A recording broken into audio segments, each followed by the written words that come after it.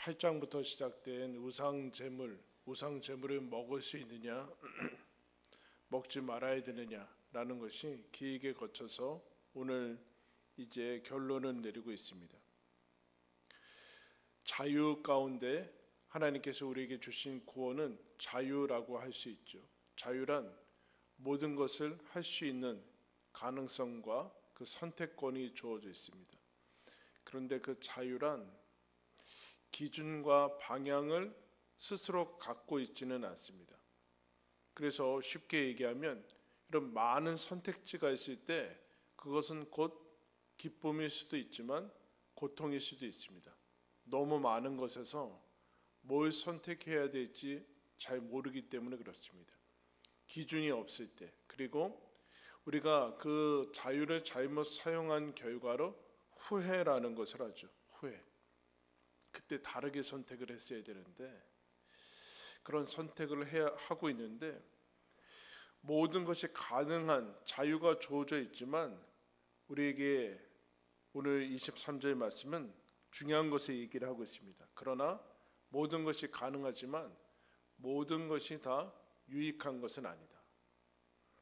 모든 것이 다 할 수 있는 자유가 있지만 다 덕을 세우는 것은 아니다.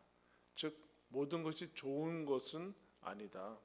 우리가 그 세상에 살고 있기 때문에 분별과 구별할 수 있는 능력이 동시에 갖춰져 있어야 된다. 그래서 자유란 유익이 되는가, 그리고 덕을 세우는가라는 것으로 이제 이것이 더해져야 된다라고 얘기를 하고 있습니다. 즉 자유란 방향과 목적과 열매를 생각을 해야 된다라는 것이죠. 더 큰 차원을 생각해야 된다라는 것을 말하고 있습니다. 그래서 차라리 이 선택과 자유를 주는 것이 고통이기 때문에 계속 남이 하라는 대로만 했던 사람들은 자유가 주어질 때 대단히 힘겨워합니다.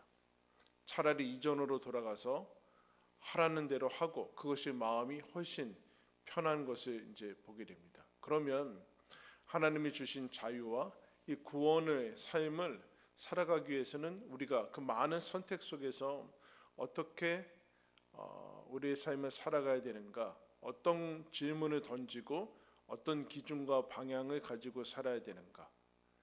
첫 번째 한번 따라하겠습니다. 하나님의 영광을 위하여. 31절 우리 다 같이 한번 읽겠습니다. 시작.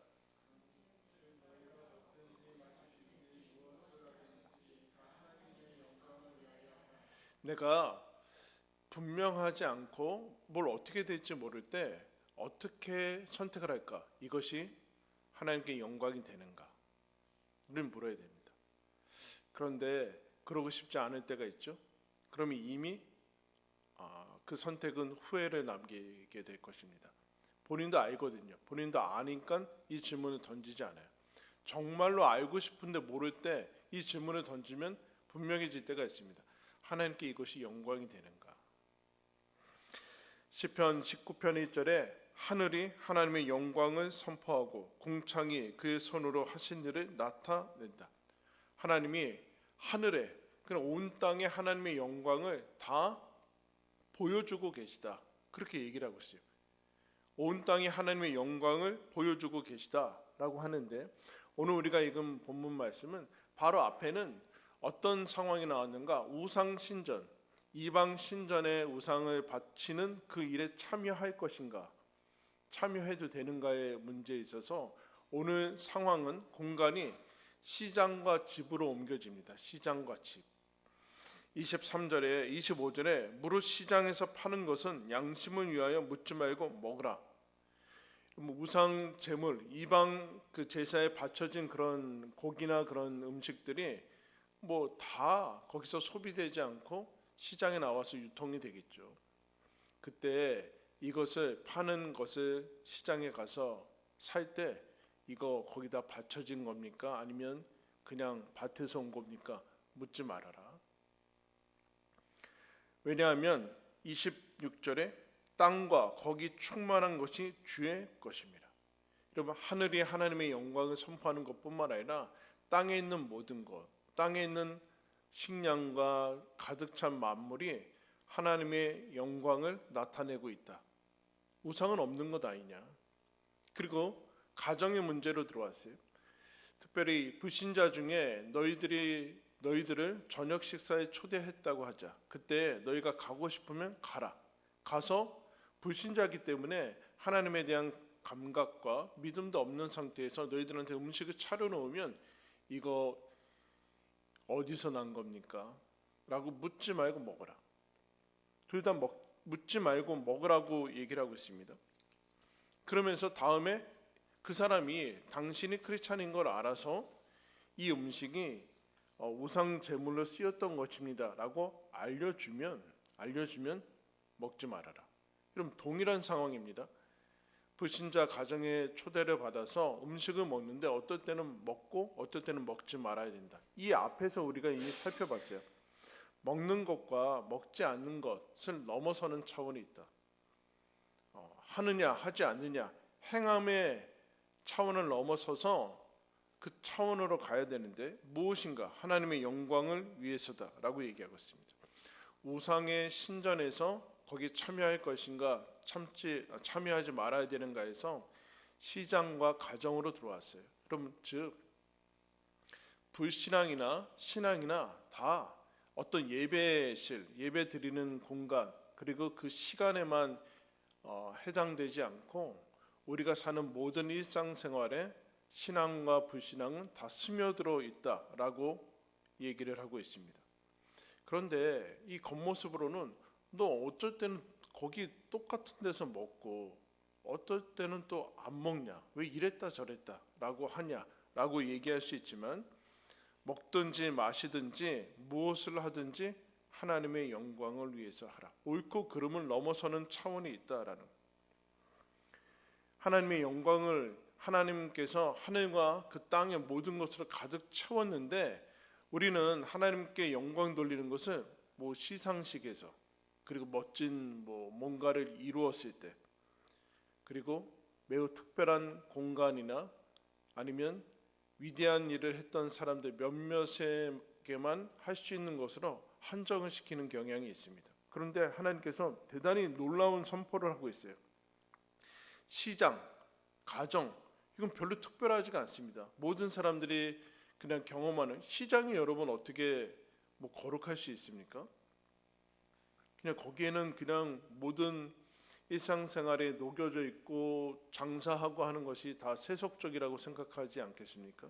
그런데 더 나아가서 불신자들 가정에 가서 밥을 먹는 게 특별하다고 할 수 있겠습니까? 그런데 하나님께서는 먹는 거 마시는 거, 먹는 거 마시는 거, 마시는 게 무슨 거룩할 수 있는가? 먹는 것이 무슨 특별할 수 있을까? 하찮은 거 아닌가? 그런데 무엇을 하든지 다 하나님께 영광을 돌릴 수 있다. 그렇게 얘기하고 있어요. 뭐든지 먹으면서도 하나님께 영광을 돌릴 수 있고 안 먹으면서도 하나님께 영광을 돌릴 수 있고 물을 마시면서도 하나님께 영광을 돌릴 수 있다. 어디서든지 상관없다. 왜냐? 모든 순간에 하나님의 영광이 깃들어져 있다. 모든 일상에 하나님의 손길이 닿고 있다. 그러면 여러분 하나님께 어떻게 하면 영광을 돌릴 수 있을까요? 우리가 앞에서 사도 바울이 성경에서 경고하는 4가지에 대해서 살펴봤어요. 우상 숭배, 음행, 주를 시험하는 것, 원망하는 것. 그럼 이것의 공통점이 뭘까요? 하나님이 싫은 거예요. 하나님이 마음에 들지 않는 거죠. 그러니까 세상과 내 삶이 다 마음에 드는 것은 없어요. 즉 좋아하질 않아요. 하나님이 우리를 사랑하셔서 이 땅 가운데 좋아하라고 모든 것들을 주시고 하나님의 영광을 담아주시는데 이게 마음에 들지 않는 거예요. 하나님이 보시기에 힘이 좋았던 이 세상들이 물론 타락으로 인해서 파괴됐지만 그래도 여전히 찬란한 것들이 있는데 이것들이 싫은 것이죠. 그래서 반대로 먹든지 마시든지 아주 사소하고 작은 하찮은 일에서도 하나님께 영광 돌릴 수 있는 존재가 되었고 그것을 누리는 것은 무엇인가? 30절에 만일 내가 감사함으로 참여하면 어찌하여 내가 감사하는 것에 대하여 비방을 받으리요. 하나님을 즐거워하는 것입니다. 하나님을 즐거워하는 것. 하나님이 가장 좋아하는 것은 무엇인가? 하나님을 즐거워해서 하나님이 주신 것을 좋아하는 것, 감사하는 것, 나에게 있는 모든 것, 먹고 마시고 보고 듣고 하는 이 모든 것이 하나님이 나에게 주신 선물이다라는 것을 정말로 알고 기뻐하는 것이 하나님께 영광 돌리는 것입니다. 땅에 충만한 것, 땅과 거기 충만한 것이 다 하나님의 것인데, 즉 우리 것은 없어요. 모두 다 하나님의 것들을 누리고 있는데 우리가 그것을 알아차리지 못하는 것은 그 자체가 대단히 어려운 선택들을 하고 있다. 그래서 시편 50편에 이렇게 얘기하고 있습니다. 내가 땅에 있는 모든 충만한 것은 다 내 것이다. 나는 너희들이 가져오는 재물로 배부르지 않다. 배고파가지고 너희들한테 재물 바치려는 것이 아니다. 왜냐하면 천하에 있는 것이 다 내 것이기 때문에 그렇다. 어떻게 하나님께 영광 돌릴 수 있는가? 감사로 제사 드리는 자가 나를 영화롭게 한다. 감사가 영혼이 신성해지는 순간, 거룩해지는 순간이에요. 이것이 사실은 자유의 상태예요. 감사하지 않으면 자유롭지 않은 상태고 그 욕망이, 탐심이 그를 붙들고 있는 상태입니다. 그래서 아무리 먹고 아무리 뭔가를 소유해도 만족할 수 없어요. 이스라엘 백성이 출애굽하자마자 하나님이 만나를 주시고 반석에서 물을 주시고 이렇게 하시거든요. 그런데 그들이 탐욕에 휩싸이자 먹은 다음에 만족을 해야 되는데, 먹으면 만족을 해야 되잖아요. 그런데 먹자마자 다음 단계로 나가요. 이것밖에 없냐? 만나밖에 없냐? 고기에 안 주냐? 메추라기 주시고, 메추라기 주시는데도 거기에 만족하지 않아요. 메추라기가 사방에 이만큼 쌓였다고 성경에서 얘기하고 있어요. 이거 우리가 다 먹을 수 있겠냐? 그런데 하나님이 모세까지도 우리가 다 먹을 식량이 되겠냐라고 하는데, 하나님이 밤새도록 메추라기를 몰아서 이만큼 싸게 쌓여서 그냥 다 먹지도 못할 정도로. 그런데 그들이 입에 넣고 먹을 때 그들이 만족함을 누리지 못합니다. 왜냐하면 식욕의 문제가 아니거든요. 탐심의 문제거든요. 먹었으면 만족을 해야 되는데, 그런데 그렇지 않고 그 다음으로 다음 거 이렇게 얘기해요. 뭔가 성취했어요? 그 다음 거 이렇게 됩니다. 묻고 더블로 가. 이런 거 진짜 그만해야지. 뭐 이렇게 좋아하는 거예요 이게. 그런데 엘리야라는 사람이 탈진을 했어요. 하나님을 위해서 열심을 부리다가 하나 끝난 줄 알았는데 다음으로 가네요. 이세벨이 기세 등등해서 내가 너 죽인다 이렇게 하니까 무서워서 도망갑니다. 거기에서 하나님께서 엘리야를 회복시키시는 첫 순서가 재우고 어루만지시고 그 다음에 밥을 먹어요. 그 다음에 그 밥을 먹고 엘리야는 그 다음 그렇게 하지 않았어요. 밥 먹고 그것을 힘입어서 하나님의 음성을 들으러 40일을 걸어서 갑니다. 다른 것이죠. 출애굽해서 구원을 받았으면 그 다음에 하나님이 주신 것으로 만족해서 그것을 얼마든지 영광 돌릴 수 있는 이 자유의 상태, 하나님을 섬길 수 있는 상태가 되는데 그것을 누리지 못합니다. 그러므로 자유란 감사가 있을 때만이 하나님께서 주신 것을 만끽할 수 있습니다. 많은 것들이 주어지는 것이 아니라 감사가 없으면 만끽을 할 수 없어요. 충만할 수가 없어요. 하나님께서 주신 영광을, 하늘과 땅의 모든 것으로 가득 차 있고 먹고 마시는 아주 이 사소한 것에도 하나님의 영광이 가득 차 있는데 그것을 내 것으로 흡입하고 흡수하는 것은 감사하다. 늘 우리가 다른 길을 찾고 있는데 여기에서 감사함으로, 범사의 감사함으로 하나님을 영화롭게 할 수 있습니다. 그래서 선택과 결정 속에서 이것이 하나님께 영광이 될 수 있는가라고 물으셔야지만 우리 인생을 제대로 살아갈 수 있습니다. 두 번째 한번 따라하십니다. 사람의 유익을 위하여. 24절에 누구든지 자기의 유익을 구하지 말고 남의 유익을 구하라. 그러면 맨날 남만 좋게 하라는, 나만 손해보고 남만 위해서 살아야 되는가? 그런 얘기 아니죠. 자유란 이런 본인의 자유함 가운데 하는 거예요. 우리는 늘 다른 사람의 평가, 내가 어떤 자유함 상태가 있는 것이 아니라 다른 사람의 평가, 시선에 좌우되는 인생을 많이 살고 또 세상에 비위 맞추고 아부를 하고 하는 그런 세상에 살고 있기 때문에 이것을 구별을 하지 못해요. 그런데 사도 바울이 갈라디아서 1장 10절에 이렇게 얘기하고 있습니다. 내가 사람들에게 좋게 하랴, 하나님께 좋게 하랴, 사람들에게 기쁨을 구하랴. 내가 지금까지 사람들의 기쁨을 구하였다면 그리스도의 종이 아니리라. 사도 바울은 사람들의 시선과 평가, 거기에 아무런 나는 개의치 않는다. 나는 사람을 기쁘게 하기 위해서 여기에 있지 않다. 그런데 사람의 유익을 위해서 너희들의 자유가 사용되어져야 된다. 신앙은 그쪽 방향으로 가야 된다라고 얘기하고 있습니다. 즉 자기 안으로 고립되어지는 이 이기주의, 타락의 본성을 넘어서 그 방향을 찾은 것이죠. 하나님을 사랑하고 이웃을 사랑하는 쪽으로 옮기게 됩니다. 32절에도 유대인이나 헬라인이나 하나님의 교회나 거치는 자가 되지 않고 나와 같이 모든 일에 모든 사람을 기쁘게 하여. 모든 일에 모든 사람, 어떤 사람 구분하지 않고 누구든지 다 모든 일을 가지고 그 사람이 유익을 구할 수 있다. 놀라운 얘기라고 하죠. 먹든지 마시든지 어떤 것도 다 하나님께 영광 돌릴 수 있을 뿐만 아니라 무슨 일이든 어떤 사람이든 그 사람이 유익을 구할 수 있는 사람이 너가 됐다. 더 나아가서 그 사람이 유익을 구하면서 구원을 받게 할 수 있는 그 능력을, 복음이 너희들에게 주어졌다라고 얘기하고 있어요. 자유의 지경이 넓혀지는 것이죠. 그런데 아까 음식은 먹고 안 먹을 때 이런 얘기를 했어요. 양심을 위해서 묻지 말고 먹어라. 양심을 위해서 먹지 말아라. 양심이 뭘까요?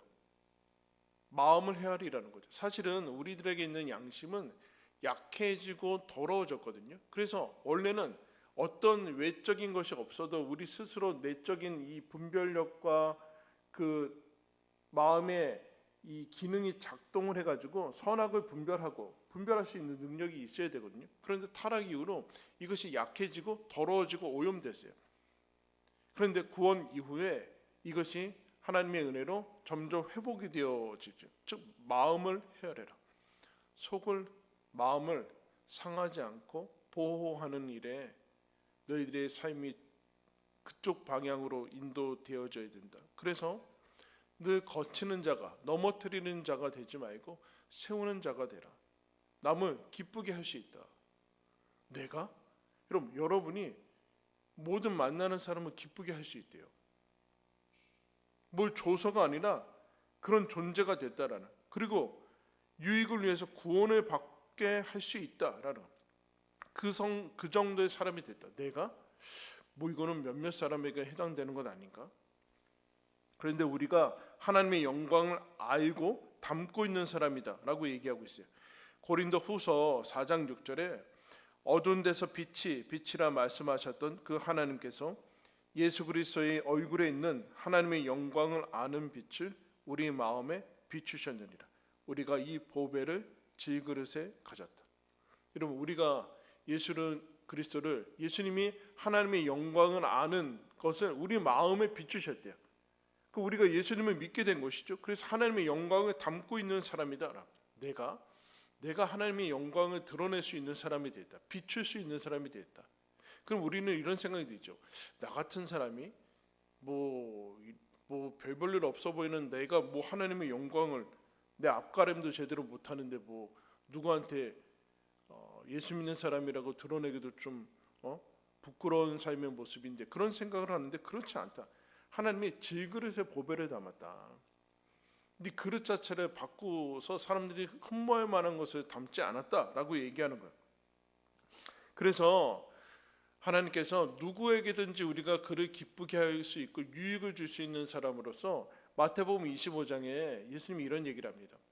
의인과 악인을 구별할 때 너가 세상에서 살 때 내가 굶주릴 때 먹을 것을 주고, 목마를 때 마시게 하고, 헐벗을 때 옷 입히고, 내가 병들고 옥에 갇혔을 때 나를 찾아뵀다. 주님, 우리가 언제 그랬습니까? 그러자 주님께서 이런 얘기하죠. 지극히 작은 자 하나에게 한 것이 나에게 한 것이다. 반대로 악인들은 지극히 작은 자에게 하지 않은 것이 나에게 하지 않은 것이다. 그렇게 얘기하고 있어요. 본인들은 알지 못한다는 거죠. 왜요? 너무 작은 일이니까.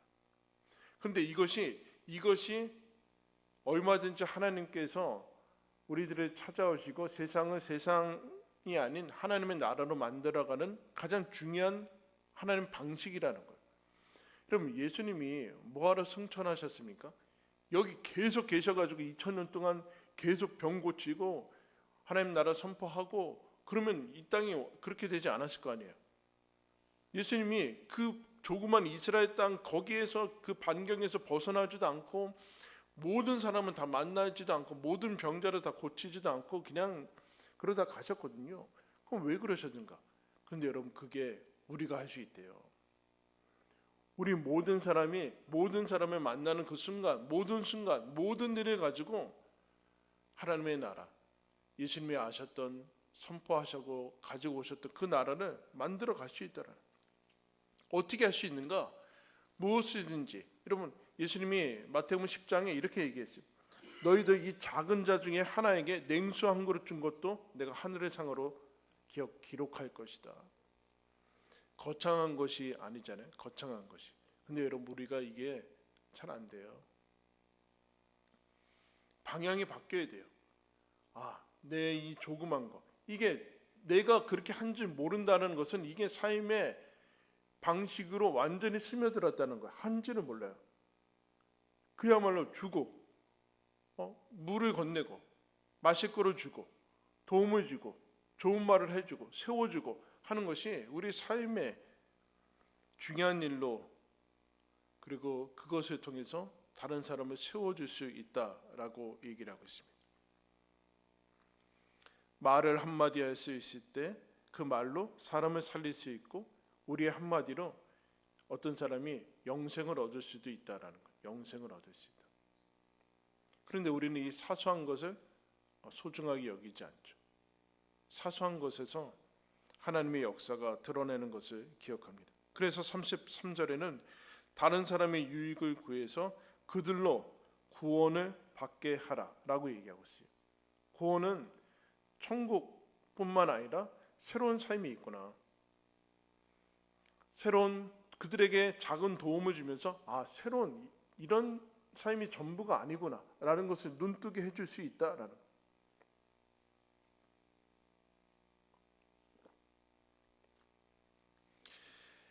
그 구약에 보면은 아람 장군, 그 당시 이 아람이 이스라엘보다 더 군사력이 강력해서 이스라엘에 쳐들어와서 어느 날 아람 사람 중에 군대의 장관인, 여러분 아시다시피 나아만이라는 사람이 있는데 그 사람이 이스라엘에 쳐들어왔을 때 포로로 어린 소녀를 한 명 잡아갑니다. 포로로 잡혀가서 그 여주인의 그 시중을 담당하는 종으로 이렇게 어린아이가 있는데 어느 날 나아만이 어떻게 돼요? 나병이 됩니다. 나병. 당시에 고칠 수 없는 병. 그러자 이 어린 소녀가 그 여주인한테 우리 주인님이 우리 고국에 있는 선지자 앞에, 엘리야 선지자 앞에 있었으면 좋았을 텐데요. 그래요. 그러니까 이 여주인이 여보, 우리 종이 얘기하는데 당신이 이스라엘에 유명한 선지자가 있으니까 가면 나을 거래. 여러분, 지금 아람이 무슨 힘 없어가지고 잡혀온 무슨 여종의 말을 그랬으면은 뭐 그 나라가 우리보다 나을 거 아니에요. 우리보다 나아야 될 거 아니에요. 아람 장군, 군대 장군이 도움을 받을 수 있는 분은 뭐 왕이라든가 엄청난 사람이 도움을 줄 거라고 생각하는데 이 여정 조그만 아이가 한마디 던집니다. 우리 고국에 가면 엘리야가 있을 텐데. 그래서 엘리야한테 편지 보내죠. 이스라엘 왕한테 내가 그 보물과 병거랑 해서 갈 테니까 나를 맞아 주십시오. 그 왕이 부두부두 떨어. 야, 이게 우리 이건 전쟁이다. 저 사람 다 거짓말이고 몰래 와서 우리를 다 죽이겠다는 거 막 벌벌 떨고 있으니까 엘리야가 왜 왕이여 떠십니까? 오라고 하십시오. 저한테 오라고 하십시오. 그러니까 아람 장군 나아만이 찾아가죠. 찾아가서 어떻게 해요? 병거랑 딱 엄청나게 갔더니만 엘리야가 나와보지도 않아요. 그럼 뭐라 그래요? 저기 요단강에 가서 7번 씻으십시오. 그러니까 이게 진짜 나와보지도 않고 나와가지고 나를 영접해가지고 네 손을 들어서 흔들면서 무슨 안수를 해주던가 뭐 이럴 줄 알았는데 네가 지금 우리나라에 강이 없어가지고 내가 저 요단강에 씻냐 막 열받아가지고 막 그러고 있거든요. 네가 나를 영접하지도 않고 안수기도도 안 하고 무슨 나와보지도 않고 요단강에서 씻으라고? 날 모욕하는 거냐? 목욕값을 줬어 네가. 우리 그러니까 옆에 있는 종들이 뭐라고 합니까? 주인이요, 더 어려운 거 시켜도 하지 않았겠습니까? 이게 뭐 어려운 거라고 하지 않습니까? 7번 나니까 어떻게 돼요? 바로 낫죠. 잘 보세요. 나만의 구원은 얻었어요? 어떻게 얻었어요? 더 위대한 사람이 뭐 위대한 복음을 전했어요? 아니요. 하찮은 이름도 나오지 않은 이 여종, 포로로 잡혀온 이 사람이 한마디 합니다. 오늘날로 얘기하면 이런 거예요. 예수님을 믿으십시오. 예수님이 당신 사랑합니다. 여러분, 이게 우리가 하찮다고 여기는 그것이 그 사람의 인생을 바꾼다니까요. 너는 그런 능력이 이미 알고 있는 사람 아니냐? 우리가 가진 생명의 능력들, 주변의 사람들, 여러분 우리 주변은 이런 식이 아니라 남의 유익을 구하는 것이 아니라 스스로 살아가는 인생을 살아가는 거예요. 계속해서 스스로 살아가고 스스로 알아서. 근데 사람이 스스로 사는 존재로 하나님이 창조를 하지 않았습니다. 서로를 위해서 존재하는 사람으로 그렇게 해야지만 살아갈 수 있다. 근데 우리는 스스로 살아가는 것을 목표로 삼으니까 옆에 있는 사람들이 다 뭐예요? 짐이죠. 옆에 있는 사람들이 다 짐이에요. 가족도 다 짐이고 다 그냥 부담이고, 가족이 건너간 사람들은 다 적이에요. 적. 다 라이벌이야. 다 적이고 가족도 이제는 부담이고 짐이라서 혼자 사는 게 제일 좋아. 와, 그냥 혼자 살다가 그냥 고독 사는 게 최고야. 그 동안에는 같이 있는 이유는 그냥 나한테 도움이 되니까. 이게 얼마나 달라요, 여러분. 나한테 도움이 아니라 남이 유익을 주기 위해서. 이건 다 완전히 다른 얘기예요. 남한테 도움이 되니까 옆에 두는 게 아니라 저 사람을 돕기 위해서. 즉 뭐예요? 주변의 사람은 짐이 아니라 내 힘이구나, 내 영광을 비출 수 있는 사람이고, 저 사람도 그 사람을 통해서 하나님이 주시는 영광을 내가 받을 수 있는 행복과 기쁨을 주고받는 존재구나. 이 얘기하는 거예요. 이런 별이 발광체가 아니죠? 별은 발광체가 아니에요. 그런데 어두운 밤에 별이 빛납니다. 하나님이 우리를 스스로 살거나 아니면 스스로 독립적인 존재로 만들지 않았어요. 그런데 하나님의 영광을 담자 우리는 다 빛나는 거예요. 주변으로 둘러싸여 있잖아요. 사람으로 둘러싸여 있고 사는 곳으로 둘러싸여 있어요. 거기에 하나님의 영광으로 빛이 난다. 빛이 난다. 그러므로 물어야 된다. 남의 유익을 구하는 것인가? 거기에 너희의 진정으로 잘 사는 길이 있다. 이것이 남의 유익을 구하는 것인가? 아니면 나만의 유익을 구하는 것인가? 여러분, 이것이 영광이라는 거. 예수님이 이 땅에 오셔서 공생애를 시작하기 전에 마귀가 예수님한테 유혹을 하죠. 3가지 유혹을 하죠. 마지막에 뭐라고 얘기합니까? 마귀가 정 안 되니까 네가 나한테 천하만국과 높은 산으로 올라가서 천하만국과 영광을 보여주며 내게 엎드려 경배하면 이 모든 것을 내게 주리라. 여러분, 이건 사실입니다.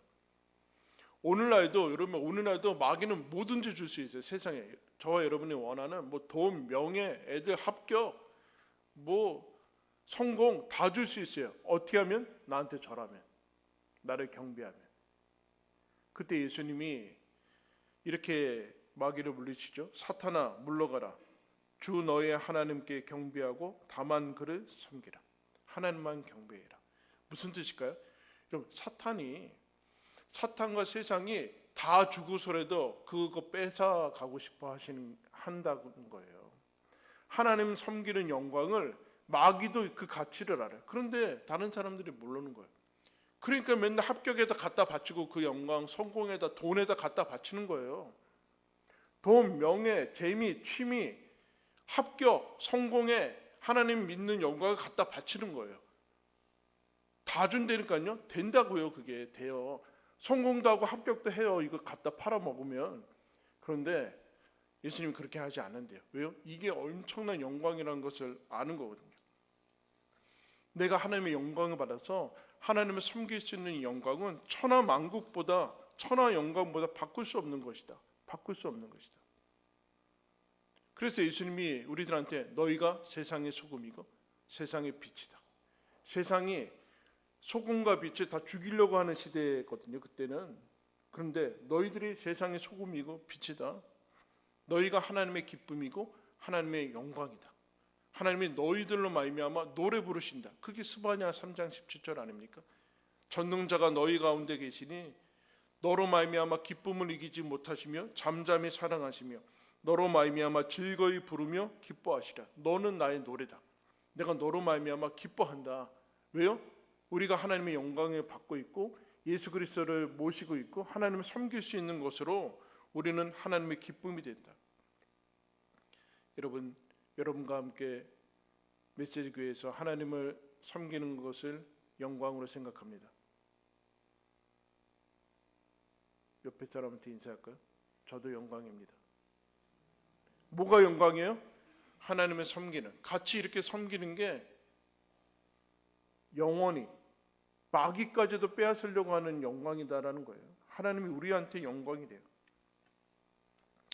2차 세계대전에서 영국군이 이제 독일군하고 교전을 하고 있는데 독일 전투기가 영국군 한 전투기를 이제 포위해서 이제 포탄을 한 5발 써서 연료통에 맞습니다. 이제 추락해서 죽겠죠, 터져서. 그런데 5발이나 연료통에 포탄을 맞았는데 이 터지지 않고 가까스로 연료만 새서 기지로 돌아옵니다. 조심히 그 연료통을 해체하고 폭탄을 해체하려고 하니까 그 찌그러진 그 포탄 5개에 화약이 들어있지 않은 거예요. 그리고 그 5개 중에 하나에 쪽지가 이렇게 들어있습니다. 우리는 강제로 끌려와 공장에서 포탄을 만들고 있는 폴란드 포로입니다.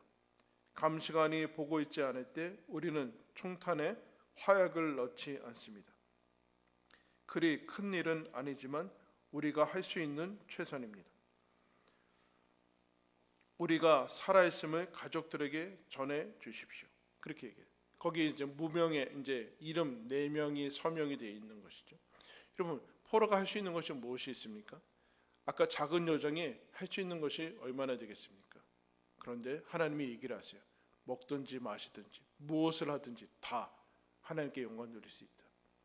너는 무엇을 가지고도 누구에게도 도움을 줄 수 있고 구원을 줄 수 있다. 왜냐? 하나님께서 너와 함께 하시기 때문에 그렇다. 여러분, 봄꽃이 시작이 됐습니다.